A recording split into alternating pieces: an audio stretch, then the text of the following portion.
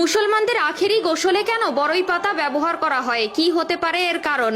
কেন কোনো মুসলমান মৃত্যুর পরে তার শেষ গোসল গরম পানির সাথে বড়ই পাতা মিশিয়ে করানো হয়? এই বড়ই পাতার মধ্যে আধুনিক বিজ্ঞানী বা কি খুঁজে পেল যে তারা হতবাক হয়ে গেল? কি এমন আশ্চর্য ক্ষমতা আছে এই পাতার? যদি কোনো আশ্চর্য ক্ষমতা থেকে থাকে তবে সেটা কি? আপনার কি জানা আছে?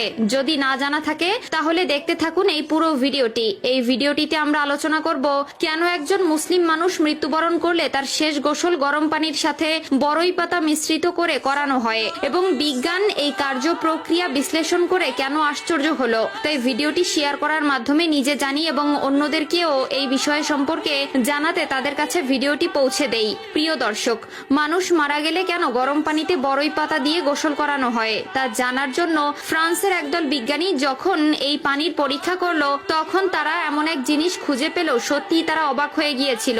এই পৃথিবীতে মহান আল্লাহ তাআলা অগণিত ঔষধি গুণাবলী সম্পন্ন গাছপালা সৃষ্টি করেছেন, কিন্তু এত ধরনের ঔষধি গুণাগুণ সম্পন্ন গাছের পাতা থাকার পরেও কেন ইসলামে বড়ই পাতা বা কুল পাতা দিয়ে গোসল করানো হয়?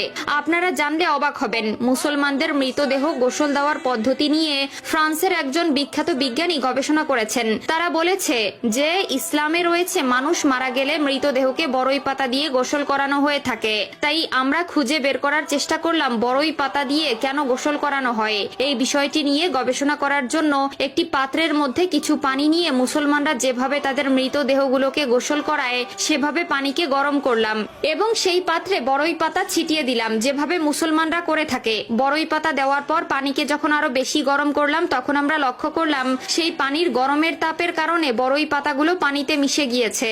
আরো গবেষণার পর আমরা এই পানিকে আমাদের ল্যাবে নিয়ে গেলাম, আর ল্যাবে গিয়ে পরীক্ষা করার পর আমরা এক আশ্চর্য তথ্য পেলাম যা আমাদেরকে হতবাক করে তুলল। কারণ আমরা ওই পানি 4 থেকে 10 মিনিট গরম করার কারণে ওই পানি আর সাধারণ পানি নেই, সেটি তখন একদম ফ্রেশ ন্যাচারাল অ্যান্টিসেপটিক উপাদান হয়ে গেছে। সুবহানাল্লাহ, অনেক নামি দামি অ্যান্টিসেপটিক এনে পানির সাথে যুক্ত করে তাও এতটা ফ্রেশ এবং ন্যাচারাল অ্যান্টিসেপটিক ওয়াটার পাওয়া যাবে না। এটা 100% শিওর ন্যাচারাল অ্যান্টিসেপটিক পানির মতোই হয়ে গিয়েছে।